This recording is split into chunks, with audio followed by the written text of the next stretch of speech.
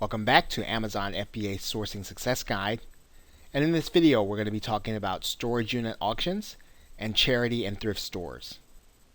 Now often in your local area you will find that there are storage unit auctions that you can attend where you can pick up, again, some things that are going to be rare and hard to find. The only problem is that in this case you're not going to know upfront what you're going to find in the storage auction.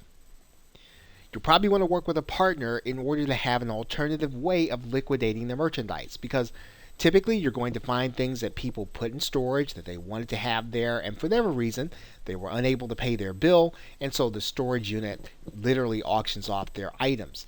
Now, all the items that you're going to be getting from that location is probably not going to be appropriate for you to do with Amazon FBA, because not everything is going to be shippable, as we've talked about before.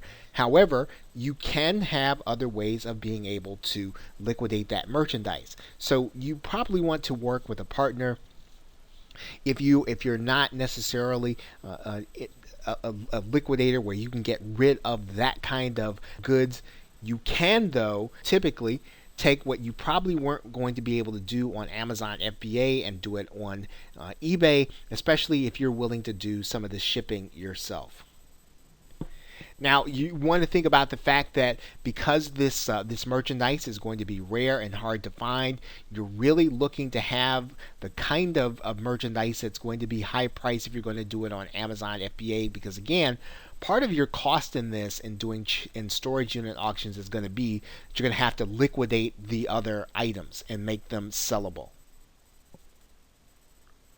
So in this particular case, only give consideration to those things that you're going to be selling on Amazon. Everything else you probably want to put in the hands of someone who can actually liquidate the merchandise.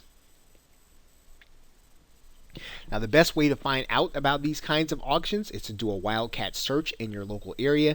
Simply look for your local area and storage auction. You can often find the storage auction, and if you can't find them that way, you can start with individual storage auctions, contact them by email or by telephone, and then find out when their auctions are.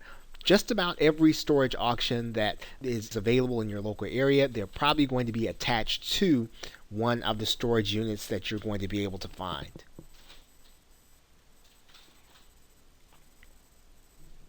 Now, one trend is for retailers now to pass on their unsaleable merchandise to thrift and charity stores such as Goodwill and the Salvation Army. And although these two stores have well-known brand names, many local areas have their own charity-based stores.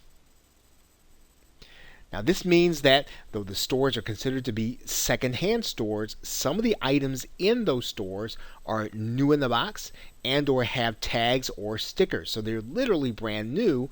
They're actually placed there by larger retailers. So you're going to be able to go into these locations, and sometimes you'll be able to get a great deal on merchandise that you would not have been able to source any cheaper than if you'd gotten it or if you'd picked it up from a wholesaler yourself. So sourcing items from charity stores can be lucrative if you know what you're looking for, typically if you have a niche and if you understand their patterns. And that's one of the strategies that successful FBA sellers recommend.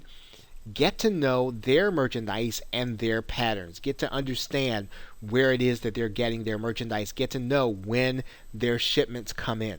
So when you are starting to talk about these charity stores, they tend to have shipments come in on certain days. You probably want to time your sourcing for those days, time your sourcings for those times of days when you know they're going to be getting their quote trucks or shipments. And some of these locations have stores that actually have half price days. So you want to be aware of each and every one of these charity stores' policies and the way that they do business.